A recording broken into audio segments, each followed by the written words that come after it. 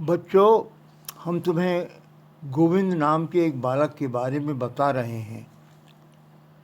उसने भगवान श्री नाथ जी से ऐसा प्यार भरा नाता जोड़ा था कि उन्होंने उसकी चपत भी खा ली, उसके डंडों की मार भी सह ली, लेकिन फिर भी उनसे प्यार करते रहे, उसके बिना भूखे प्यासे बैठे रहे। कितनी अच्छी बात।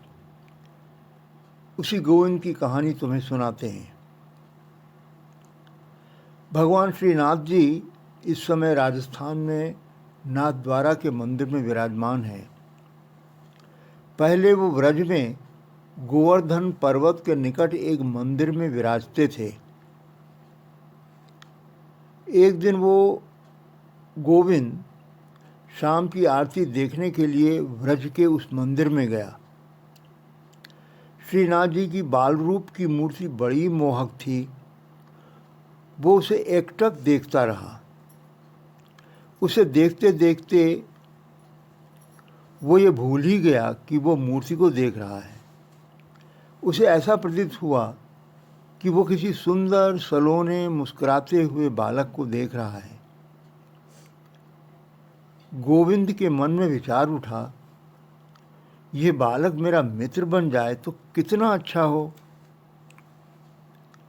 बार बार ये विचार उसके मन में उठ रहा था, लेकिन वो ये भी सोच रहा था कि मैं गरीब परिवार का बेटा, ये बालक मेरे साथ क्यों मित्रता करेगा। फिर उसने सोचा, अच्छा कहकर देखते हैं, शायद मान ही जाए। आरती समाप्त हो गई। पुजारी मंदिर का पट बंद करके चला गया। गोविंद मंदिर के पट के पास गया और दरार से झांकते हुए बहुत भोलेपन से बोला, श्रीनाथ जी मेरे मित्र बनोगे? आओ बाहर चलकर खेलें। सच कहता हूँ, मैं झगड़ा नहीं करूँगा। श्रीनाथ भगवान तो ऐसे ही भोलेपन, ऐसी ही सरलता के भूखे हैं। थोड़ी देर में वो गोविंद के सामने आकर खड़े हो गए। गोविंद को ये आशा नहीं थी कि श्रीनाथ जी उसकी बात इतनी जल्दी मान लेंगे। उसने आगे बढ़कर श्रीनाथ जी का हाथ पकड़ा और बोला, तुम आ गए, चलो चलें। दोनों मंदिर के बाहर मैदान में आ गए और खेलने लगे। अब तो रोज ही गोविंद और श्रीनाथ जी मैदान में मिलते और तरह तरह के खेल खेलते। एक दिन खेलते खेलते गोविंद को गुस्सा आ गया और उसने श्रीनाथ जी को चपत लगा दी। श्रीनाथ जी रोने लगे। रोते रोते बोले, तुमने तो कहा था कि मैं तुमसे झगड़ा नहीं करूँगा, फिर तूने मारा क्यों? गोविंद ने अपनी गलती महसूस की। श्रीनाथ जी के आंसू पोंछता हुआ बोला, भैया मुझसे गलती हो गई, तू रो मत। तू रोता है तो मेरा कलेजा मुंह को आता है। एक दिन की बात है, आरती अभी शुरू नहीं हुई थी। मंदिर का पट बंद था। गोविंद और श्रीनाथ जी खेल रहे थे। खेलते खेलते श्रीनाथ जी को न जाने क्या सूझा, वो गोविंद को दांव दिए बिना ही भागे और मंदिर में घुस गए। गोविंद एक डंडा लेकर उनके पीछे पीछे भागा। पट के बाहर खड़े होकर गुस्से से बोला, श्रीनाथ जी मैं तुम्हारी पिटाई करूँगा।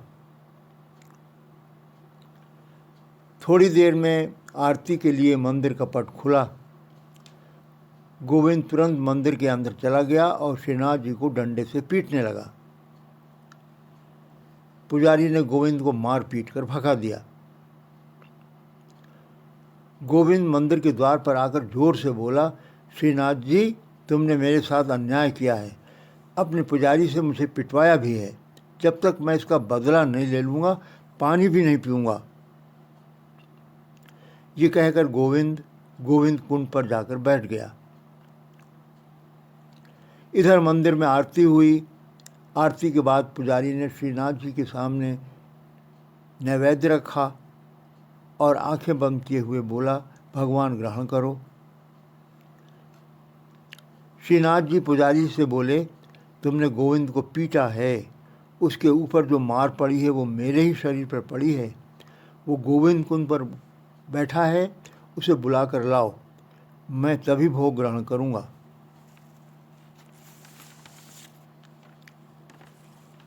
पुजारी गोविंद कुंड की ओर भागा। गोविंद कुंड पर गोविंद उदास होकर बैठा था। पुजारी बोला, गोविंद चलो, श्रीनाथ जी तुम्हें बुलाते हैं। तब तक गोविंद का गुस्सा शांत हो चुका था। अब उसे ये सोच सोच कर दुख हो रहा था कि उसने श्रीनाथ जी को पीटा। गोविंद पुजारी के साथ लौटा, मंदिर के अंदर जाकर श्रीनाथ जी के सामने खड़ा हो गया और बोला, कुछ खाया भी नहीं, कब तक भूखे रहोगे? अच्छा, मैं नहीं झगड़ा किया करूँगा, अब खाओ। मंदिर का पट अपने आप बंद हो गया। श्रीनाथ जी बोले, अब हम तुम साथ साथ खाएंगे। फिर दोनों ने साथ साथ खाया।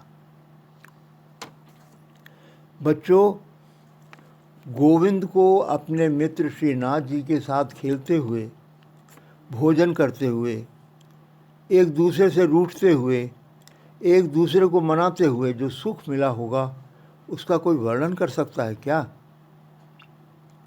गोविंद को जो सुख मिला वो अनुपम है।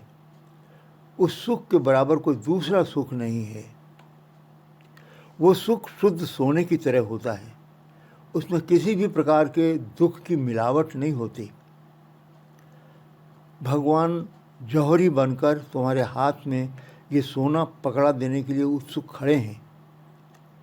जल्दी से उन्हें अपना कुछ बना लो, जिस प्रकार गोविंद ने बना लिया था, लेकिन सच्चे मन से बनाना। उन्हें अपना बनाकर उन्हें फिर भूलना नहीं। हमेशा सोचना कि वो तुम्हारे साथ ही हैं। विश्वास करो, फिर वो तुम्हारे साथ खेलेंगे, भोजन करेंगे, तुमसे बातें करेंगे, तुम्हारा जीवन अपने प्यार की मिठास से भर देंगे। तुम धन्य हो जाओगे।